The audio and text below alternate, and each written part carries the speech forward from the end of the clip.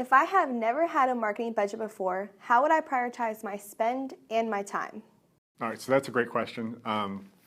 The way that I look at setting up your budget, if you've never had one before, if you have a limited marketing budget, is always focus on the things that you own. So the number one thing that you can control and own is your website. So make sure you put a large chunk into just building that out first and making sure that you do it correctly. The one thing that I would really advise you to do is make sure that you own the site. A lot of people will go the less expensive route and or free route and go onto a subscription-based service to where you can basically rent out your website. Don't do that, because if that company folds, you're left without a site. They own the content basically.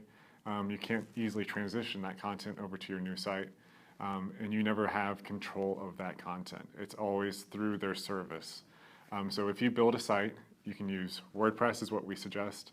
You can use Expression Engine, that's another great system, and we use both of those. Magento, if you're building an e-commerce website, is fantastic. But those sites are content management systems, software you download onto your server, and you own it. The next thing after website is then you can start building out the channels that pull people back into the website. So what we say is clean up your house, build a house first, your house that you own, clean it up, make sure that it's optimized well. That's where I'd put the next part of your budget, your SEO, your search engine optimization, your graphics, making sure it looks nice and presentable, and then invite people over, and that's through social media. Your number one social media source would be your blog. That's also on your website, but you share that over on Facebook, Twitter.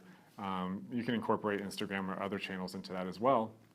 And then you can have people coming to your site where your birthday parties are, your renter information is, anywhere where your lead capture would be to have people actually become a customer online. So that's kind of where I would go with that. If I'm prioritizing social media, most people are going to want to be on Facebook. It's a huge network. Everyone's on it. The advertising platform for it, there's nothing else like it. So if you're not paying for ads on Facebook yet, you really need to look into it. Call someone, figure it out. There's not a better way to target people. Twitter's not great for everyone. Some people it really is. If you're an apartment complex or multifamily housing, definitely connect with people who are complaining about struggling with finding an apartment in the area.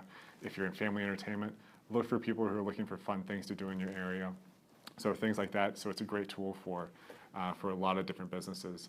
Instagram's another place. We're all visual. It's a great way to connect with the younger crowd, millennials and younger. A lot of you might be looking into Snapchat. That's cool. It's a little bit tougher to get engagement with it if you're not sure what you're doing and if you're not sticking to it on a daily basis. Have fun with it, experiment with it, get creative with it. But on the list of where I would put my time and my money, I would put it a little bit under some of these other proven channels so far. So have fun, try something, and just make sure that you prioritize correctly so that you own the content first, and then everything else just points back to you.